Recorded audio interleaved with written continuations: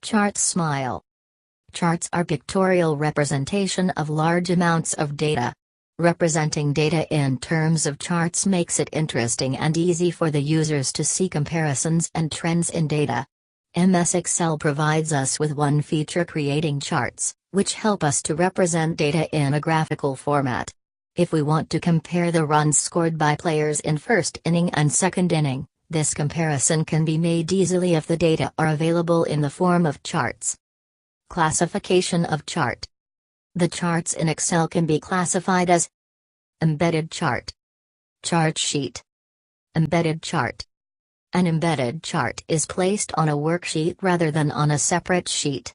Embedded chart is used when we want to display or print one or more charts with worksheet data.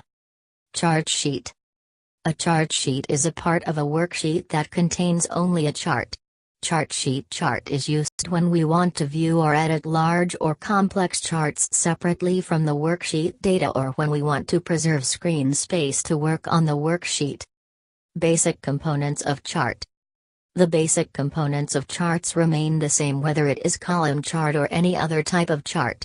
The basic components of chart are: chart title. The chart title helps the user to know the purpose of a chart. Legend, the key that describes each part shown in the chart. Y-axis: the line which shows values against the data of the x-axis. X-axis, the line which shows data that has values plotted against it. Data, it is the most important components of chart. Data refers to the information for which the chart is prepared.